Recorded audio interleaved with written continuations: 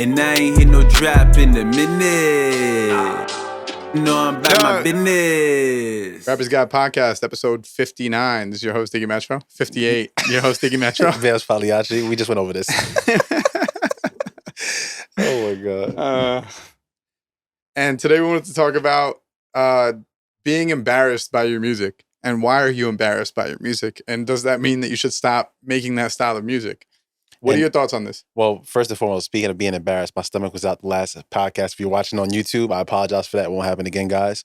But back to the main topic at hand.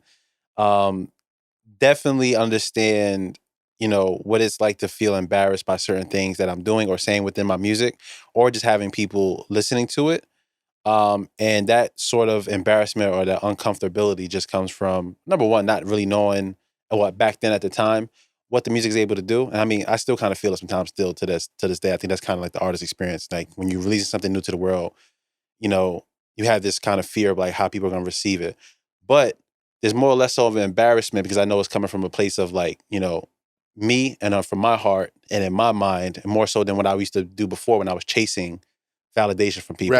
Right. Like I was insecure back in the day because I was saying a bunch of shit that I thought was cool, but it wasn't necessarily me. So the insecurity didn't come from a place of like, well, I'm standing on my shit. It came from a place of like, I'm saying a bunch of shit that's not real. Mm-hmm. Who's going to call me out on it? Mm-hmm. You know what I mean? And that's what we're talking about when we say like being embarrassed by your music. It's more like, are you embarrassed by the shit that you're saying on records because the people who know you, the closest people to you, and the future fans that are going to get to know you, are they going to like find out that that's not you? Exactly. And that's the embarrassing thing. Like me and my guy Rabbits were having a conversation. And I said, like, if you were going to show a stranger your music, what song would you play? And he told me a song of his. And I said, why would you play that song? Mm-hmm. Right? And I said, would you be embarrassed to play some other songs? And he was like, no, not necessarily embarrassed. And he was like, I mean, I guess I would be kind of embarrassed to play some songs. And I'm like, what makes you feel like that? And I think that what makes you feel like that is like, they could see you in the physical now, and they're going to attach that to you. So it's like, would you want to be known by that? Mm-hmm. And I think that when we're making music, like that is an important thing that always gets looked over. Like, do you want to be known by the music that you're putting out? Because like one of the things that I struggle with the most as far as becoming an artist and just kind of, rebranding myself is more so like the Bailz Pagliacci thing and playing off the funny portions of it. So like I'm not making funny music like Little Dicky or anything like that, or like BF8 Pac-Man or whatever. I think that's not his name. Something like that. But whatever. Playing off those things kind of made me realize that so at certain points I could be looked at a specific way and not treated as or taken seriously as an artist, where it's like my music is, not now geared towards being serious. So I had to like kind of leave certain aspects of myself or certain aspects of what I thought I needed to do back then out, because at this point it doesn't work the same. And then sometimes it can be embarrassing. It's like, if I'm showing somebody my music or early on, not to say it's more so embarrassing, but it could be like different or a trigger. Like somebody sees something like Mr. Famous when I'm got the blow up doll in the video. Let me stop you because I feel like Mr. Famous was a good way of going about it. I feel like that was just the amount of funny that attaches itself with like that type of style of music, mm-hmm. where like some of your videos where you're like dressed like Paul Revere, like that shit is like, why are you doing that?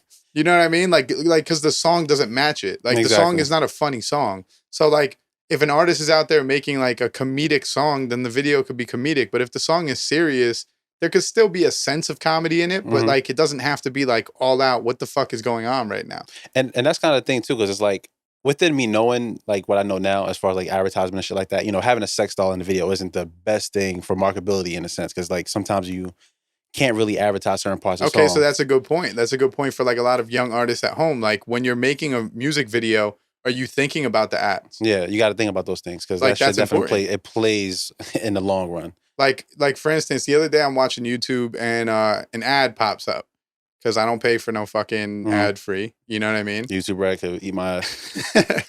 But an ad pops up and it's a rap video and they're cursing throughout the whole shit. And I'm like, that's pretty dope that YouTube allows you to advertise a song that you're cursing throughout the whole thing. I think that that's cold. Well, that's only for, I think, signed artists, because I tried that and they basically ban it every time. See, but that's confusing. Like that. It's very confusing. Yeah. Like how could you allow it for certain people, but you won't allow it for others? If you're going to allow it. You know what I mean? Because when I seen it was the YG, J. Cole, and I think Moneybagg Yo song. And I seen the advertisement. I'm like, yo, like, he's just cursing on it, but I just tried to put a song up with some curses in it, and they basically just said, "Nah, I can't do it." And here I am listening to YG. So it was Yeah, like, but was it YouTube ads? yeah, it was YouTube ads. So now, you know how there's restrictions that you could put on it where it's like it's for everyone Mhm. or it's for like adults or it's for this? Maybe they're only focusing it toward adults. And you know what's crazy about that? That was one thing I tried to do with like the Mr. Famous video, because I was just like, I don't want really kids to see this, because I don't want to see kids, see me with a sex doll and things like that. Yeah. So I kind of put the 18-year-old there or more, but I think that's also where it affected the advertisement, because at that point, if it's not really generally for everybody, I think they also still try to pull it back, like if it's like a restriction on it too. So it's mad weird, but I think once again, independent artists are always kind of put on the back burner, while signed artists can kind of get away with a lot of shit. That's how I feel. Well, yeah, sometimes. that's because the signed artists usually have connections with the people at these the companies. places. You know what I mean? Like if you're signed to a guy who's friends with Leo Cohen, and Leo Cohen, excuse me, Leo Cohen is like the head of YouTube Music at the time. Yeah. And there's a established connection there, then you're Run the gonna ads get with the some curses. type of leeway. Mhm. You know what I mean? Where like you're not gonna get that if you're just an unsigned act who has no connections whatsoever. But yeah, like, going back to like the embarrassed portion of it, it's just like, once again, I know it was a great idea and I love the idea and the concept, but still in hindsight, looking back at certain things, like, I could have been probably done a little bit better or more appropriate for like marketability. Because at that point, they say somebody wanted my job, may want to listen to my song. Sometimes you don't always want to do that, but if you feel comfortable enough, I wouldn't feel embarrassed. Like, yo, here's Mr. Famous, but I got to be cautious with that. I may have to send him the rent due, even though Mr. Famous may be up their alley, because it's just some certain shit that's like, I can't be out there, especially like within my professionalism still, Yeah. So you gotta be careful with those things as well. Well, I think that connects as well. Like when you're talking about, are you embarrassed to play your music? Like, would it affect your job? Mhm. Like, if you actually have a career, would it affect it if they heard this music? Mm-hmm. I'll tell a quick story. Like, my uncle's a basketball coach. I came up wanting to coach as well, and I didn't know what I wanted to coach. I turned that into coaching artists and music, but like, I just wanted to coach people. Mhm. You know what I mean? But like, I went for a job interview. I was going to be the JV coach at this high school, and it was a Christian school.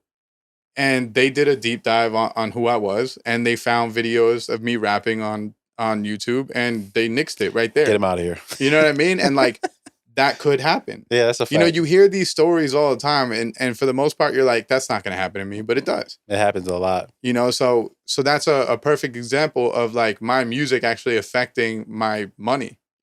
People will, and with podcasts, like we do a pretty good job at keeping it business centric, even if we curse a little bit or whatever. Like still, the main points are still helpful for people. Yeah, try to keep it raw as we can. But if we were doing a lifestyle podcast and we're talking about fucking bitches and getting money and all this dumb shit, and then your employer sees it, they might not want you on their staff at that point. Exactly. You know what I'm saying? So you have to be cautious of what you're doing. Also, like for all the rappers that talk about doing drugs and selling drugs and this and that, if your employer sees that, they probably don't want to employ a dude who is a drug addict and sells drugs. And low key, like that's kind of the things that you have to put your mind into. Like you have to sometimes take these calculated risks. Because once again, we always tell you guys, go out there, get a job, something that's going to be able to pay for your music career, right? Within that, also be calculated with the music that you're putting out there, because you just never know where it may blow up or where it may reach to. And you just don't know how it's going to affect you. Because if that's your source of getting money for your music career, and then somehow, some way it gets to somebody and they fire you and they cut that out, yes, you can always find another job. But there's going to be that lapse where it's just like, what am I going to do now? Yeah, but Bailz, if my song blows up, wouldn't I just be rich? No. And that's why I wanted another thing. Even if your song blows up on TikTok, there's a lot of independent artists out here whose songs blew up on TikTok and they're still working a job. And that's usually the best thing I would say. Until you know for a fact that you'll be good money, definitely still have a job. What if the drug induced and all this trap rap, what if that is the way to the bag? What do I do? Still be yourself. Because honestly, especially in this climate right now where everybody's kind of like having their lyrics brought up in court and shit, and it's going to be really embarrassing if you go into court for a bunch of shit and then you somehow talking about some shit you shouldn't be talking about, but you know about it, and now you're getting caught up in something that you shouldn't be caught up in the first place. Tekashi 6ix9ine. Yeah. I think that for all the drug rap and all the trap rap that's out there just can't be that many drug dealers. No. It's just impossible. You know what I mean? It's Somebody gotta impossible be at the for bottom. everyone to be a drug dealer Mm-hmm. and everyone to be flipping pounds. Like, it's Mhm. impossible. You know what I'm saying? Like, there's only so much fucking drug dealing that can be done, especially in a location. If you're in a city, like how many fucking people? And yo, if you're selling like fucking dubs, bro, you're not. You're not moving weight. That's not the same as being like El Chapo. And if you you know are what I mean? moving weight, you shouldn't be saying it in the songs because at the Yeah, end of you're the day, it's telling gonna on come. yourself. It's gonna come back to you. And you gotta be careful with those things. And it's like I know a lot of times, as artists, we're trying to latch on to what's the hottest thing right there when it's like doing the drugs and being the gangster and everything like that. But we discussed multiple times on this podcast, hip hop has drastically changed. Hip hop has been submerged into other genres where it doesn't you don't have to be that 90s rapper, have to be hardcore and all those things. And honestly, when you look at it, the rappers that are in the game like that are the usually ones that's losing, whether they be getting locked up, getting their or their money taken away somehow, some way because of some bullshit litigation, and or they're just getting killed. And the industry doesn't care about that. They do not care at all. Like, I want to be the first person to tell people, and I'm sure I'm not the first person to say it, but like, I want to be the first to tell you guys, like, these dudes will sign you, and when you get locked up, they'll still make money off your likeness, and then they won't care about the court situation. Mm-hmm. You know what I'm saying? Like, they're not going to assign you a lawyer from the label to deal with your gun charges. That'll all be on you. All the drug charges and the gun charges, that'll all be on you. It has nothing to do with the label. In fact, the label might not want to continue the contractual obligations due to the fact that you're going through a trial. So you might lose everything that they gave you. You know what I mean? Like, and then that kind of just comes back to like the more so the embarrassment part because a lot of times rappers will put on this persona that they have all this money and all these things of that nature. That once that litigation starts coming out and they start asking, oh, how much money do you have in your account? I only got like $1,000. You have any assets? No, I don't have any assets. I don't have anything. And that's when the humbleness starts to come in because it's like you got caught up into some stuff and, I don't have the money to take care of this lawyer. I don't have the money to take care of this. It just becomes a big cascade of issues. So always want to be mindful of that because once again, I think the biggest thing that artists have is their ego and their pride of like, I'm the man, I do this, that, and the third. But when it all comes full circle and you realize it isn't there and you're just behind the wall and you're not getting any income and the label don't care about you, that's when you really finally realize like this is really fucking embarrassing. Well, in my mind, that was how I would look at it. I think also the embarrassment part could be, it doesn't have to do with you being a criminal either. Yeah, no, definitely. You could just be saying embarrassing shit. You could be talking about women embarrassingly. You know what I mean? Like, there's ways to be embarrassing without necessarily, like, would you want your mother to listen to the music you're making? Yeah. And I'm not going to say that that's like a fucking, that has to be it. Because I remember when I was 18, I made my first album, studio album.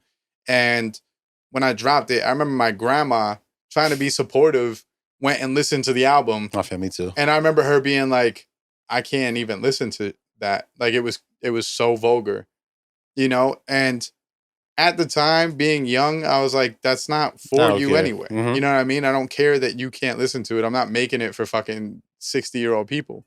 But she had a stronger point because it's like, do you want to be a superstar? Do you want to be this global sensation? And if you do, then you have to reach a broader audience and you have to be able to at least be played in environments that might have some old people. I love that my music is like taken more universally than more than just like, like a specific age. Like I feel like it's just more broadening as me, or like it just opens me up more as like an artist. Like, okay, and whether you're 65, whether you're 18, you're gonna be vibing. That's really what matters at the end of the day. Because you started making dance records, and dance records appeal to everyone. If you're playing something at a barbecue, the barbecue might have kids and it might have older people. Mm-hmm. If the song's a vibe, it's a vibe. Exactly. It doesn't necessarily have to reach one audience. And if you're trying to get played at the cookout, you're not trying to get played for one audience anyway. Mm-hmm. You know what I'm saying? Like, yo, the 15-year-olds, they're only at the cookout because their parents are at the cookout. They're forced to be there. You know what I'm saying? Like, they're not buying burgers and having cookouts in their backyard. You feel me? Like, it depends on what type of artist you're trying to be. And if you're trying to be that trap guy, like, yo, we're seeing all these young drill artists that are getting shot and killed, or we're seeing all these young drill artists that are just getting shot in general, hospitalized. And you look at that, and someone like me who is my age looks at that, and I go, when you put a certain energy out there, that energy comes back to you. Mm-hmm. It's ruthless and it sucks. You know what I mean? Like, I'm not sitting here vouching for them getting shot. I don't want anyone to get shot. I don't want anyone to go through that trauma. But when you're constantly putting that out in the air, I'm a shooter and I'll fucking kill you. And then someone tests you. You can't act like you didn't call for that. You can't act like you didn't ask for that. You know what I'm saying? Half of these dudes are getting on records and talking about people that actually died. Mm-hmm. Rival gangs or whatever the fact. But they're talking about people that are actually dead. Those are human beings that people care about. And then even deeper than that, some people are just seeing these things and just want to speak on them and want to feel a part and try to make some money off of these things. And that causes an even bigger issue because it's like, you're just, in a sense, you know, so it's perfectly fine to be a civilian within rap and just, you know, not have any beef with anybody. You know, look to people like Tyler. Like, yeah, he probably has like some regular industry beef, but it's nothing like crazy where it's like, you know, he's getting shot at or anything like that. Yeah, you he's know? not coming at people like that. Even, you know, even Drake, even though sometimes he does get in a little, but it's not nothing like that where it gets to that level. Yeah, he may say certain things on, you know, certain songs that sound cooler or just, you know, get that vibe out there, or that image out there. But for the most part, he's usually peaceful stuff going on. Tyler's a good example because I feel like if you go back into his career, right, and you look at when he first came out and he was this vulgar, nasty, shock jock rapper, I feel like there was a lot more negative press around him at that time. Mm-hmm. Than there is now that he's Now he making cleaned this it up, more peaceful, mature. happy music, right? Like when he's doing mature, melodic music, you don't see that same negative press. Now everyone loves Tyler. Back in the day, everyone was fuck Tyler. Those kids are bad for music. You know what I'm saying? Like you could tell in the shift of his art and his substance that there's a growing positivity for his music Mm-hmm. that didn't exist back in the day. And we could actually go back and look at that. You know what I mean? These are documented. There was a lot more hate for someone like Tyler back in the day that he was making that like negative music. And Tyler was never making gang related, I'll fucking kill you Just music. that like crazy, But he- demonic, right. like crazy shit. Like, Exactly. what are you talking Like about, bro? that satanic Yeah. fucking whatever, you know, that grimy shit like that he was making. There was a lot more negative press around him. But I loved it. You know, we all did because that was like, it was like teenage angst. It's the same reason why in the 90s people fuck with Nirvana. Mm-hmm. You know what I mean? Like it's a voice for like the kids who feel like they're not spoken for. Mm-hmm. You know, like all those punk rock kids and like, yo, Tyler has a lot of white fans Oh, definitely. because that like emo punk rock crew, they fits right fuck in. with his music because he's speaking about the same shit. Like it's fuck the world. You know what I mean? For them. And you know, when we just thinking about it now, like when you speak about embarrassment, there's always going to be something that you will be embarrassed about as you get older. That's another thing. So like there is that form of embarrassment, For sure. but always want to try to figure out how can I stop, you know, basically feeling like I can't have people listen to these things. Like what can you change in your artistry? What can you change in your rhyme patterns? What can you change in how you structure your choruses? Whatever the case may be. What could I do so I don't feel a little bit cringy when I have somebody play my music or somebody says, let me listen to something? Because I remember I had a song where I was basically saying like, you're trying to see how my dick feel. And it's like you said before, it's like, I was like, my mom listens to this. She's like, what is this? And then now that I hear that song now, it's like very cringy to me. It's like, why would I even put this out into the universe? But I was like, once Right. again, that's part of the growing process of trying to figure out, because it's that shock jock thing. Like, I'm going to just say this. People are going to gravitate towards, they just have to. But then it just ends up backfiring. I'm listening back to it like, ugh, ew. I remember one of my classmates at my college, one time he just asked me a question and that shit made me think, and it was like, damn, maybe I need to like mature a little bit with my music. But he was like, yo, why on every track do you talk about fucking someone's bitch? He's like, why are you always talking about fucking someone's bitch? Like, why is that a recurring theme in your music? And like, I think part of it was that was what was popping back then. We hear it all the time. You know what I'm saying? And it's still popping. You still hear it. Yeah, Like, of I'll course. fuck your bitch. But like, yo, honestly, that's not even a cool thing to do. Like, No. and I'm not saying that on some nerdy fucking, why would you fuck someone's, I'm saying like, yo, in real life, that's not even worth the hassle. It's not. It's a lot of shit that goes on behind like, that doors with like, that. yo, have you ever been around a chick who has a man? You don't want to even go down that path. It's not fun. It's But not fun. but It's it not sounds more cool. fun. It's not more fun than being around a chick who doesn't have a man. Exactly. That's a You know what fact. I'm saying? So like all that, I'll fuck your bitch. It's like braggadocious. I'm the man. But like realistically, bro, that's not even a cool environment to be in. And 9 times out of 10, they're not even fucking nobody, bitch. And that's what I'm saying. It's more like the cool thing to say. Exactly. You know what I mean? Like, yo, we say a lot of shit coming up. We say a lot of shit that's just like the cool thing to say. But you get a little bit older and you're like, that shit was never cool. Mm-hmm. And honestly, if I was a 30-year-old listening to me at 18, I would be like, damn, bro, like that shit is corny. Hey, grow the fuck up, bro. Yeah, that music is very corny, grow bro. up. Especially when people have wives and shit. Like, yo, I got to worry about you trying to fuck my wife. That's a fact. You know what I'm saying? Like your little rowdy 18-year-old horny ass trying to fuck my wife. Like, go Exactly. somewhere, bro. But that's what all the music was, that's what we kind of just It was was geared putting toward out that. there. Yeah, Yeah. that's what we were just putting out there. But once again, from that embarrassment and from that, feeling of just like unease and uncomfortableness, you can definitely come out and be a better artist at the end of the day. That's where it really comes down to being just genuine, being natural, and being yourself throughout the whole process, and not having to feel like you need to conform to anything else. Because when you're not conforming, that's when you're gonna produce your best music. When you're just doing what flows best for you, that's when it's gonna just sound the best. That's when people are gonna gravitate towards it. All the other fake shit, yeah, you may get some people to gravitate towards it because once again, if everybody's around the world trying to be fake, nobody's gonna know who's real at the end of the day. That's why you should definitely want to stand out and be real with that at that point. And also, like, I want to talk about another thing, shift gears a little bit, but like, yo, also stop being embarrassing on Instagram and TikTok so you can get views. Yeah. Like, stop trying to get clicks by being fucking embarrassing. Like, yo, I remember back in the day, like, there was this, like, it was a couple years back, but like, there was a couple like rappers locally, and they would do this shit where they would walk into like a fucking Applebee's and they'd be like smoking a blunt in an Applebee's and be like blowing big dope. And it's like, yo, you look like a fucking idiot. People are working here. Like, people are working. There's families eating there. Like, bro, what are you doing? Like, on a person to person level, what the fuck are you doing? Like, I know Wretch did it and it was funny. Like, yo, you're not Wretch. Like, yo, all these young guys who do this shit for like the shock value of it, and they're trying to get these plays and these spins on Instagram and these spins on TikTok and all this shit. Like, yo, you have to step back sometimes, watch that video and be like, am I a fucking doof? Nah, because once again, it's like, this is music business. You got to be able to be a certain way. And even though sometimes it may feel like the industry is feeding into people being ignorant and not knowing stuff and just doing dumb shit all the time, you do not have to walk that path. It does not necessary for you to want to, do anything for fame, do anything to go viral. You can literally do that, and you can build this step by step, brick by brick. But everybody just wants to fucking out the floodgates, just want to just instantly be put on. So they have to do something to grab people's attention. And it's so easy to get caught up in that. But it's so much harder to just take a step back and like, let me just be natural within myself and just figure out the shit for myself. Like, even like, with me on TikTok, I started doing like the comedy videos and shit, not getting anywhere with those. And that's what I was trying to tell you. And I started switching shit up a little bit, where I just started, writing captions about basically what be going on in my mind, what I be expressing, what I be feeling.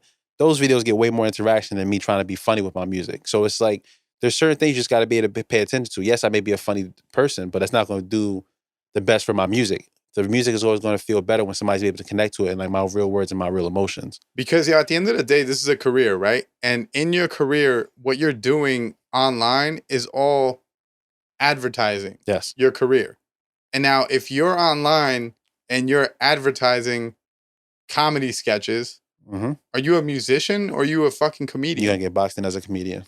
You know what I'm saying? Like, and we've seen it time and time again where these Instagram comedians, they get popping as a comedian and then they try the music route and their music goes absolutely nowhere because no one sees them as a musician. They see them as a comedian. That's why, you will never, ever, ever see me doing a comedy sketch on my Instagram. And I'm not going to act like I didn't try different methods back in the day. Shit, yeah. But you do one or two of those and you're like, oh, that's not the wave at all. It's not going to work because if you're trying to be a stand-up comedian, then keep doing it. You know what I'm saying? But like, even a stand-up comedian, like the most effective methods for a stand-up comedian is just showing parts of their stand-up. You go on Instagram and you see like these stand-up videos, but it's just part of their set. Yep, exactly. It's nothing that's crazy like they're doing like the TikTok videos. And that's one of my biggest gripes with TikTok within itself. Yes, it's a great platform, but it's like the unoriginality that comes from that app is just fucking ridiculous. Because it's like, you may see some jokes or some shit and you're like, oh, that's pretty funny. Then you realize, oh, this fucking been recycled 1,000 times. And it's not even this is not even original. It's not this person's joke. That's my biggest like issue with the platform itself. But besides that, everything else I'm happy about. But yeah, I feel like that happens on every platform though. Like if you remember back in the day, Twitter, like there would be like funny tweets. Stealing captions, yeah. And then people would tweet under and be like, yo, it was funnier when this person said it. Facts. You know what I mean? Like it's been going on. Like that's just the way of people. Like people are gonna copy and recycle. But like as an artist, your main thing should be trying to showcase your art. Like, I think people forget that like people are attracted to talent. How can you showcase that you're talented? people are trying all these measures to, oh, how can I get views and how can I get followers and how can I get likes? How about showcase your talent? Show people why they should like you. Mm-hmm. Like, yo, we have drifted so far away from showing people why we're fucking talented that we're in a space where like we don't even know who the fuck we are. You know what I mean? Like, as artists, as musicians, as fucking human beings, we've gotten to this place where we're looking for likes and we're constantly trying to grab from wherever we can get them, right? Because we need this sense of validation or like this sense of fucking entitlement. I have more fucking followers than you, blah, blah, blah. But like, yo, you're losing yourself in the process. Like, you're becoming someone that's not even you. And what are you doing it for at the end of the day? Like, if it's to get people to play your music, guess what, bro? Being the funniest person on Instagram is not going to make people go bump your record. Definitely not. You know what I'm saying? Like, I tried it. There's so many ways to go about doing that. But like, yo, rule number one is like, show people why you are talented. Like, how many times do you see your favorite artist break down a writing session? It doesn't happen a lot. Nope. How many times, like, yo, why are we not showcasing what makes us talented? Like, taking it even to Mark. I tell Mark all the time, like, yo, when I watch Mark produce a record, it's beautiful. Like, the whole process of him, like, how you break everything down. Like, why are you not showcasing that? Because honestly, it's a talent. Because, yo, I think that people are more attracted to that to show that, yo, this person actually does have skills. And that's why a lot of people say, yo, do the behind the scenes, do the making of the video, Right. making of the song, making of the beat, making of all these things. And that's why there's the whole fucking niche or niche, whatever it is, on YouTube for these type of things, where it's just showing people breaking down shit, how you mix, how you structure song, everything, even like the lyrical breakdowns. Everything is literally a behind the scenes look. And that's usually what people are telling you to do. Show people what are you doing outside of just having a song out there. Just show it, because it becomes more of an experience, and because, oh, this is how this person does it. And then on top of that, another artist may come across it and they may come up with an idea, and now guess what? You're an influence to that person. Because also, like, I think we forget that, like, your average consumer doesn't understand how a record is created. Facts. They think that you just walk in a studio and like all the effects are just already on your voice. And like, nah, bro, like there's an actual process being done. So if you showcase the process of getting that record mixed, you showcase the process of you recording that record, and then they hear the final product, they're like, holy shit, like they took that and made it this. Mm-hmm. Like, yo, we're talking about people who have never seen this process happen. Like, they've never experienced anything close to a recording studio. They don't even know the first thing about it. They don't know how a beat is made.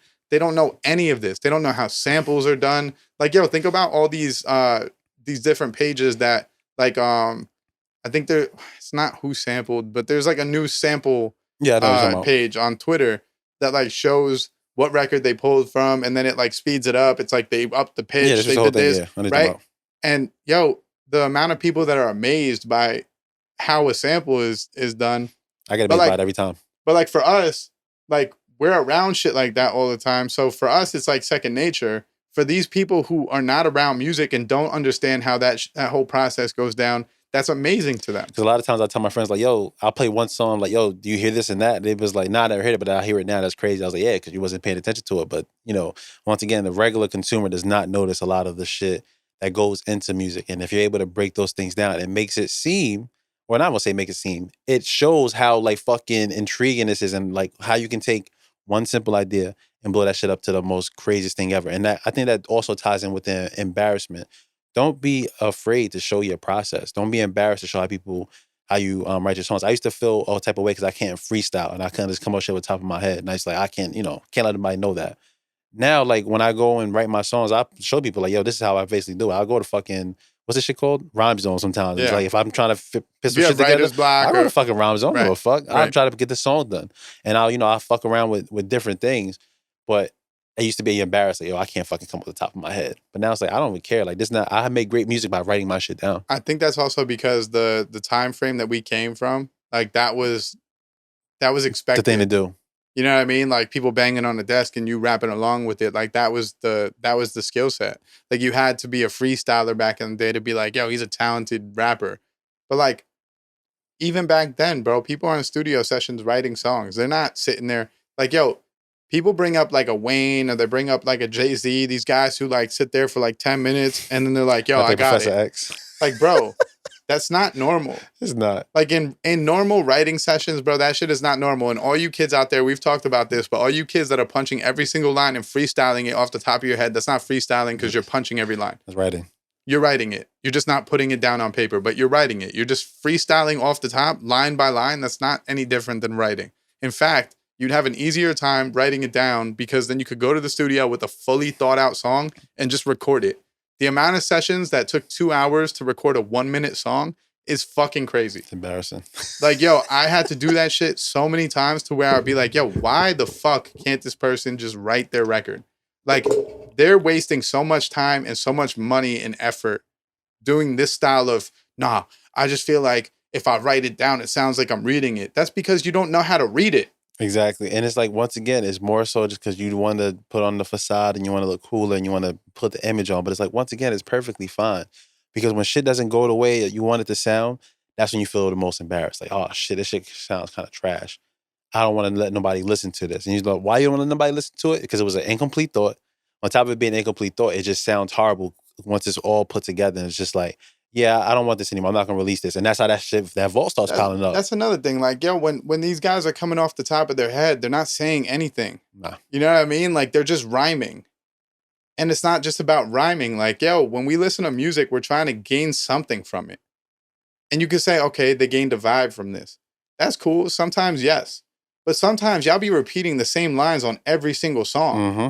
Because that's the first thing that comes off the top of your head. And if you look at people who used to freestyle, a lot of the same shit happened. Like when you'd be freestyling like at a party with all the homies, like you would be saying a lot of the same shit that you said last time. Mm-hmm. Because those are the easiest things that come to your head when you're in that environment and you're trying to freestyle. So you constantly repeat the same things. I used to make fun of this whole town because they would say, you already know.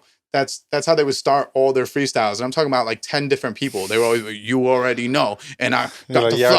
how you gonna start like this? Every single time. And it's like, yo, that's just the easiest thing that comes to your head. And also you guys all do it because you're all hearing each other do it. So you're just repeating that line and that's what your starting point is. But for these rappers who do this on every single song where they're punching every line, they're repeating a lot of the same lines and there's nothing talented about that. So for those guys, I would try to push you toward trying to sit down and write a record. Can you do it? Can you write something of value or substance? Or are you just going to freestyle about guns and drugs on every single record? And I know that's me being old man Dig, but like, it is what it is, bro. Like, yo, a lot of these kids they would have a much easier time getting in if they could showcase why they're talented, you know? And I think that's a good final point for everyone that listens to this episode. Like, yo, all you have to do to get fans is show them why they should like you. You're pitching yourself. And when you do that, you ain't going to be embarrassed at all about showing anybody anything that you do because you're going to always feel like this is 100% me. I've showcased why I deserve to be here. I showcase why I deserve to have your time to listen to my music. And there's nothing fake that's going on about it. It's 100% organic, 100% real. So if you're getting connected to this, that means you're getting connected to the real and not the fake. And that's one of the biggest things that will keep somebody around for 5, 10 plus years, more so than just be around for one single or like 2 months or 3 months. And then once again, you're out there mind forever. Yep. All right. This is Rappers Guide Podcast. We are signing out. This is your host, Diggy Metro. Bailz Pagliacci. Peace out, guys.